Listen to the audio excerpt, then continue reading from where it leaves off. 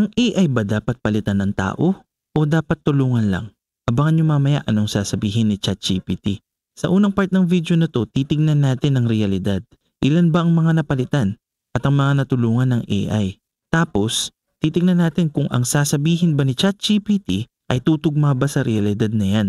At sa bandang dulo, tignan natin ang sagot ko, mga opinion ko at conclusions ko. Ano pang hinihintay natin? Let's go!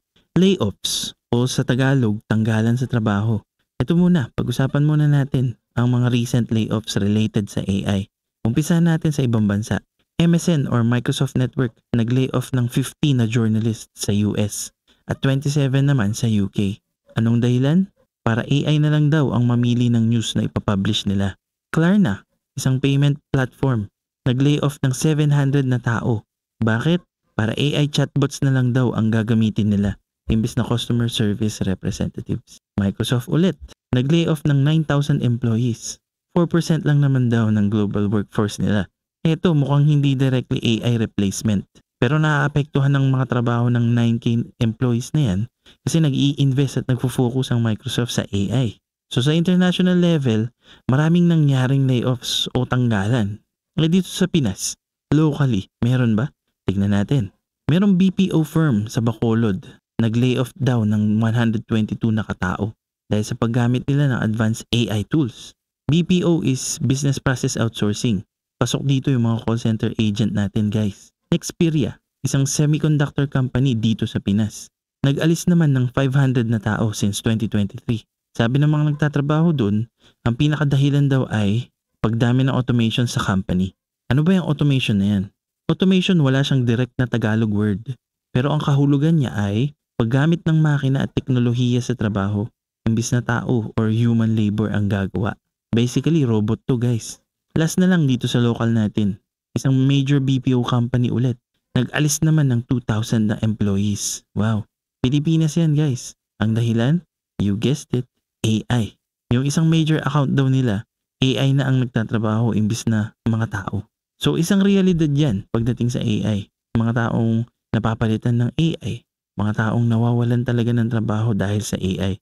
Pero meron pa kayang isa pang realidad? Isang realidad na tumutulong naman ng AI sa mga tao? Tingnan natin. Si Susan Rifle, isang long-time smoker. Naninigarilyo guys. Nagpa-CT scan siya noong December 2023. Dahil sa pag-analyze ng AI, napagaling yung stage 1 cancer niya. Isang tao lang yan pero sa Pilipinas kasi, approximately 3,000 hanggang 5,000 na Pinoys ang potentially matutulungan ng AI analysis na yan per year. Cedars-Sinai, isang non-profit healthcare organization sa Los Angeles. Meron daw silang ginawang AI-powered support system. Basically, chatbot ito. Parang malapit sa ChatGPT. Sabi ng 42,000 plus na taong gumamit ng app na yan, 77% daw ng recommendations ng AI ay optimal. Or mas maganda kumpara yan sa 67% na galing sa human physicians.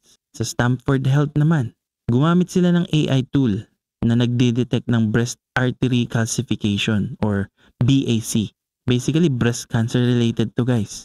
Sa Pinas kasi around 48,000 hanggang 92,000 na babae ang potentially matutulungan ng technology na yan.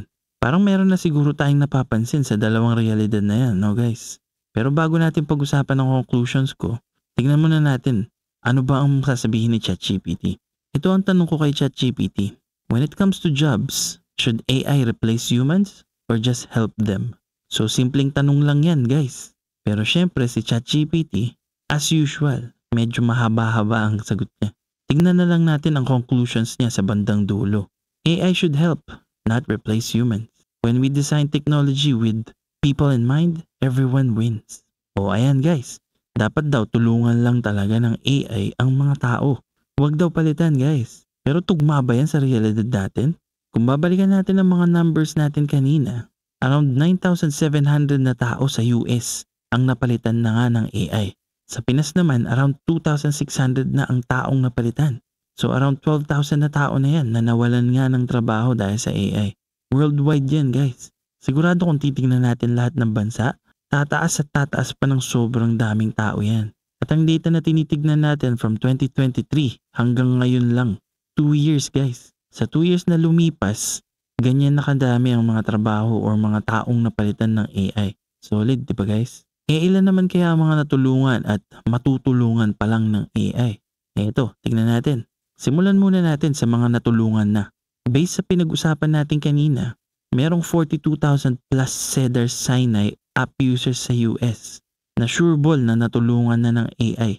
Mukhang mas madami na yan kumpara sa 12,000 na taong napalitan na, no guys? Ilan naman ang posible pang matulungan kaya ng AI? On average, may additional pa na 4,000 lung cancer patients sa Pinas. And on average din, 70,000 breast cancer patients naman. Kung ito-total natin yan, parang nasa 74,000 na yan no? Pero ang keywords natin dito guys ay matutulungan pa lang. Mahirap mag-estimate kung ilan ba talaga ang natulungan na ng AI. Lalo na pagdating sa kalusugan at kabuhayan. At kung papansinin pa natin, parang mas madami pa ang potential na matutulungan ng AI kaysa sa pinalitan ng AI no guys? So ayun, tugma naman pala sa realidad ang sinasabi ng ChatGPT. Mukhang tumutulong nga ang AI sa mas maraming tao. Tapos na ang usapan. Salamat sa panonood. Huwag niyo kalimutan mag-subscribe. Oops. Wait lang. Tugma nga ba guys? Tingin ko kailangan na nating makita kung ano ang sagot ko sa tanong na ang AI ba dapat palitan ng tao o tulungan lang? Para sa akin lang din naman, dapat tulungan lang ng AI ang mga tao. Pero sa realidad na napag-usapan natin kanina guys, parang mas malaki yung impact or epekto sa mga taong napalitan na ng AI Maganda ngang ipagpasalamat natin sa Diyos na potentially merong mga taong mapapagaling sa sakit nila sa tulong ng AI. Pero sa tingin ko tama lang din naman. Bigyan natin ng pansin ang mga taong nawalan na lang bigla ng paraan para buhay ng pamilya nila, di ba? Oo, maganda nga na isang araw sa tulong ng AI, paggising mo, possible ka nang mapagaling sa sakit na iniinda mo sa loob ng 15 years kunyari. Pero sa kabilang banda kasi, meron namang isang tao na nagtatrabaho sa isang kumpanya for 15 years din. At nang dahil din sa AI, paggising niya, wala na siyang trabaho, di ba? Tama kaya yan guys?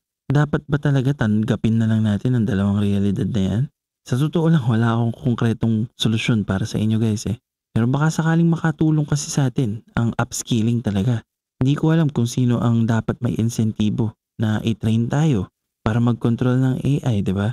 Siguro nakadepende na siya sa bawat individual, sa gobyerno, sa mga kumpanya, or baka sa lahat ng yan. Kahit sino pa man ang may insentibo, mukhang ang pinakasolusyon sa short term ay pag-aralan talaga ang AI. Para kahit paano, magkaroon tayo ng fighting chance kumbaga. Hindi pa rin sure yan, pero at least, baka pwede siya maging simula. Isa lang ang sigurado ko dito. Lalala muna ang mga tanggalan sa trabaho guys. Bago natin talaga maramdaman ang pinaka-epekto ng AI. Nakatulong ba siya? Or pinalitan lang niya ang tao? Sa tingin ko, bawat isa sa atin ang makakasagot talaga dyan. Kayo ba guys, tingin nyo dapat ba mas maging malaking issue din ang layoffs dahil sa AI? Baka naapektuhan na kayo ng layoff dahil sa AI? Or baka para sa inyo naman, dapat mag-focus na lang tayo sa potential or possible na matutulungan ng AI? Pag-usapan natin sa comments down below. Kung umabot kayo dito sa part ng video na to, thank you. Kung gusto nyo pa ng mga ganitong klase ng videos, subscribe for more. Kung nagustuhan nyo naman ang video na to, like and comment down below. Share this video sa mga taong tingin nyo magugustuhan din ng ganitong klaseng content. And as always, I am the Lying Man.